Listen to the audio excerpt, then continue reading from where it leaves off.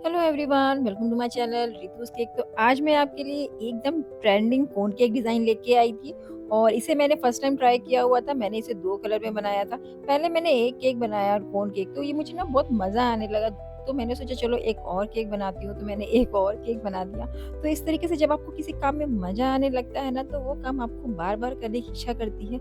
ऐसा लगता है कि बस हम उस काम को करते ही रहें।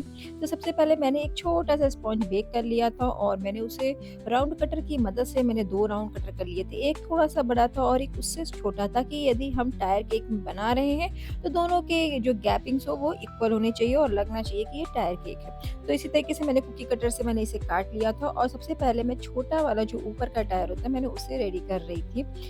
ताकि आप यदि वो रेडी रहेगा ना, तो लास्ट में आप यदि नीचे की लेयर को रेडी करेंगे, तो आप उसको उठा के अच्छे से स्टैक कर सकते हैं। तो इसीलिए मैंने सबसे पहले ऊपर वाली लेयर को लिया था और इसमें आप देख रहे हैं कि क्रीम लगाना कितना ही मुश्किल था। मुझे बहुत धीरे-धीरे काम करना पड़ा था क्योंकि ये ना मूव हो जा रहा था और अच्छे से बन नहीं रहा था, क्योंकि बड़े केक बनाना आसान होता है, छोटे केक बनाना उतना ही मुश्किल होता है। लेकिन लोगों को लगता है कि नहीं, ये तो छोटू-सा केक है, इसमें ज़्यादा मेहनत नहीं लगी होगी, तो ये बनाना तो ज़्यादा ईज़ी है। लेकिन ऐसा कुछ भी नहीं है, छोटे केक बनाना बहुत मेहनत का काम है। बड़े केक में ईज़ी फिनिशिंग आ जाती है, लेकिन छोटे केक में जल्दी फिनिशिंग नहीं आती है। तो मैंने ऊपर की लेयर को रेडी कर लिया था और अब बारी आती है नीचे की लेयर को। ये थोड़ा-सा आपको बड़ा दिख रहा होगा, लेकिन ये बिल्कुल भी बड़ा नहीं है, क्योंकि इस पे ना लगाते-लगाते क्रीम थोड़ी-सी ज़्यादा लग जा रही थी, फिर मैं इसे धीरे-धीरे से हटा रही थी।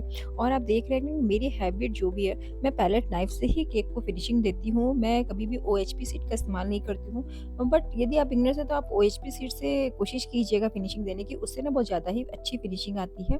और ना बीच में मैं थोड़ा-सा रिकॉर्ड करना भी भूल गई थी। मैंने कोन में जो बचे हुए जो हमारे केक स्पॉन्जेस थे ना, मैंने उसमें थोड़ा-सा ही क्रीम या आप गनाश मिला के उसे कोन में भर दीजिएगा।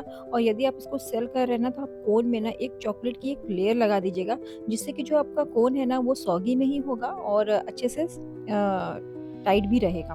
तो इसी के लिए आप उसमें थोड़ा-सा स्पॉन्ज भर दीजिएगा, जिससे उसमें वेट थोड़ा-सा हैवी हो जाए और वो केक के वेट को ना ले सके। तो इसके बाद मैंने एक एक दूसरे को इस पे स्टैक कर दिया था और मैंने ना अंदर एक स्टिक भी डाल दी है, जिससे कि ये होल्ड रहे। केक यदि आप टेढ़ा भी करेंगे ना, तो ये नहीं गिरेगा। तो इस तरीके से आप भी इस केक को बना सकते हो और स्टैक कर सकते हैं। बहुत ज़्यादा मुश्किल नहीं था ये केक बनाना, ईज़ी ही था, लेकिन छोटू-सा केक बनाना हमारे लिए बहुत मुश्किल होता है। तो ये बनाने के बाद मैंने इस पे कुछ इस तरीके से मैंने व्हाइट कलर से इस पे डिज़ाइन देना शुरू किया और मैंने सोचा कि सिंपल सा ही दूँगी, बहुत ही ज़्यादा नहीं बनाऊँगी। बट धीरे-धीरे करते-करते ना मेरा मन कर रहा था कि मैं इसे और डेकोरेट करूँ और डेकोरेट करूँ। तो मैं इसी तरीके से इस पे डेकोरेट करते जा रही थी। मैंने यहाँ पर 0 नंबर नोज़ल का इस्तेमाल किया हुआ था। 0 नंबर नोज़ल मतलब राउंड नोज़ल होता है, ये सबसे स्मॉल होता है। इससे छोटा नोज़ल बॉर्डर मतलब नहीं बनेगा, ये एकदम 0 साइज़ है। तो मैंने इसका इस्तेमाल किया हुआ है इसको डिज़ाइन देने के लिए। और इसके बाद ना आप भी इसी तरीके से कर सकते हैं। आप चाहें तो कोई और भी डिज़ाइन चूज़ कर सकते हैं, कोई और कलर भी आप डाल सकते हैं, जिससे आपको जो कलर पसंद हो या आपको जो डिज़ाइन पसंद हो। मुझे इसे थोड़ा-सा ज़्यादा सिंपल ही रखना था, लेकिन फिर भी मैं बनाते जा रही थी और इसके बाद जब ये डिज़ाइन बन गई थी ना, तो मैंने इसमें स्टार नोज़ल का इस्तेमाल किया। यदि आप इसमें इस तरीके से बॉर्डर दे देंगे ना, तो ये केक थोड़ा-सा और सुंदर लगने लगता है और बीच में थोड़ी-सी भी जो आपसे गलतियाँ हुई हो ना, कहीं न कहीं वो छिप जाती हैं। तो बॉर्डर हमेशा मैं इसीलिए बनाती हूँ कि मैं अपनी गलतियों को छिपाती रहती हूँ। वैसे तो केक में सब कुछ दिख जाता है, लेकिन फिर भी अपनी गलतियों को छिपाना तो हम इंसानों का काम ही है। तो इसी तरीके से मैंने इसको बनाया और मैंने ऊपर भी इसी तरीके से बॉर्डर दिया था। और ये जो बीच में आप देख रहे हैं ना कि मैंने स्टिक डाली हुई है, मैंने लंबी वाली जो टूथपिक आती है ना, मैंने वो डाला हुआ था। वो काफ़ी लंबी रहती है, आपको तोड़ के उसके कोन के हिसाब से आपको डालना पड़ेगा। जो भी एक्स्ट्रा होगा उसे आप कट कर दीजिएगा, जिससे कि वो ऊपर नहीं रहेगा। तो इसी तरीके से मैंने ऊपर और नीचे बॉर्डर वगैरह बना दिया था और इस केक को रेडी कर दिया था। मेरे बच्चे इंतज़ार कर रहे थे कि कब ये केक रेडी हो और हम इसे कब खाएँ। तो मैंने कहा चलो ठीक है, मैं इसे थोड़ा-सा जल्दी करती हूँ। इसके बाद मैंने इसे फटाफट से रेडी कर दिया था और इसके बाद मेरे पास आर्टिफ़िशियल जो जिप्सी फ्लावर आते हैं ना, मैंने उसके व्हाइट वाले फ्लावर को निकाल लिया था और उसी को मैंने यहाँ पर बीच में डाल दिया था।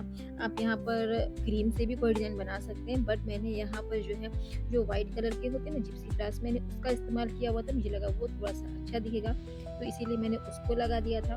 और इसको लगाने के बाद ना केक का लुक थोड़ा-सा और चेंज हो गया था और अच्छा लगने लगा था।